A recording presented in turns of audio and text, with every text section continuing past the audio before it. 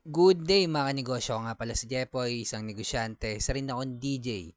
Ang topic natin ngayon mga kanegosyo, ano advantage kapag wala ka pang anak at gusto mo pumasok sa mundo ng pagninegosyo?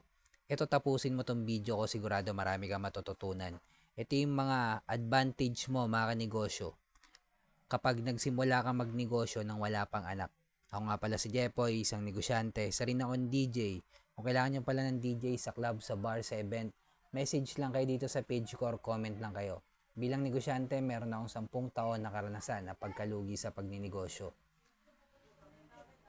Kapag nagsimula ka magnegosyo nang wala ka pang anak, at napaka-importante to mga kanegosyo,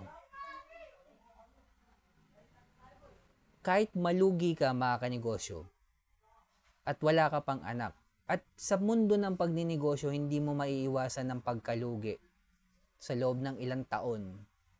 Malulugi ka mga kanegosyo. At kapag nagninegosyo ka at meron kang anak, ang hirap bumalik sa mundo ng pagninegosyo.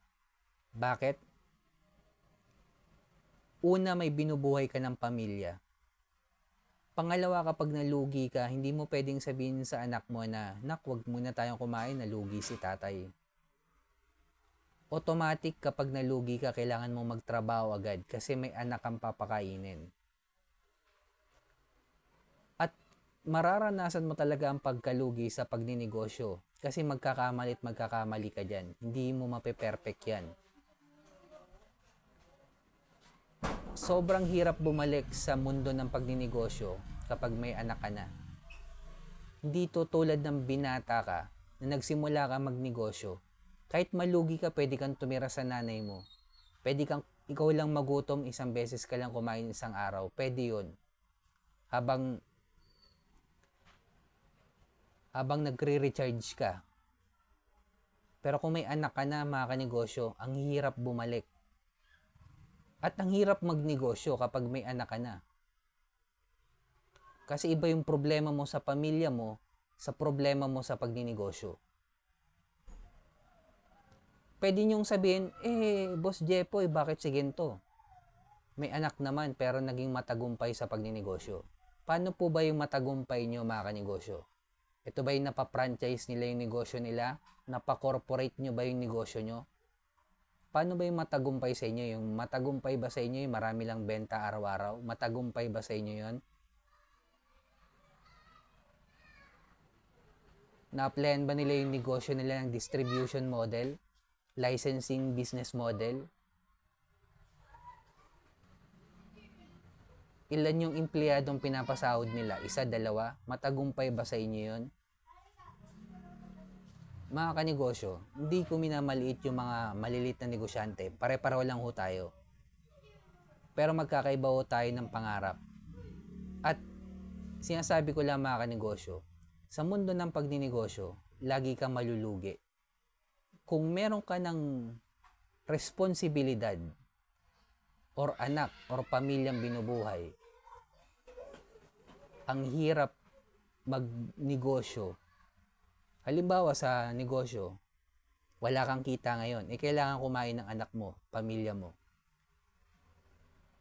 Hindi ka palugi niyan ha, wala ka palang benta ngayong araw. At hindi pwedeng hindi mo mararanasan sa mundo ng pagninegosyo yan. Yung tipong pumasok ko sa pagninegosyo araw-araw, laki-lagi ng kita mo. Hindi ganoon ang pagninegosyo. Kaya lagi ko sinasabi, kung bata ka pa at gusto mo pumasok sa mundo ng pagninegosyo, huwag ka muna mag-aanak. Kahit hindi mo alam lahat, mga focus in one, hindi mo alam yan, okay lang. Okay lang malugi ng ilang ulit. Okay lang malugi ng malaking pera. Mababalik at mababalik yan. Pero kung may anak ka na at gusto mo pumasok sa mundo ng pagninegosyo, mas dobleng hirap. Yun lang yung masasabi ko. Pwede mo pa rin itry, pero sobrang hirap po niyang papasukin nyo. Kumpara sa binatang magninegosyo at wala pang anak. Kaya kung umabot ka sa dulo na video na to, magsisimula ka pala magnegosyo, focus in one, hanapin ang community ng mayaman, scale up sa level 2 business model yan. Ngayon, kailangan na natin gumawa ng original content dahil kasama na sa trabaho natin to bilang negosyante. At mga kanegosyo, hindi problema na late na sa lalaki magkaroon ng anak, mga 30s. Tayo mga kanegosyo, ang prime age ng lalaki nasa 30s pataas. Kaya hindi mo kailangan madaliin ang pagkakaroon ng anak. As long as wala ka pa sa 30s mo, wala ka pa sa prime age mo, huwag ka muna mag-aanak mga kanegosyo. Kasi pag 30s natin, mas wise na tayo mag-isip, mas marunong na tayo sa finances, responsibility.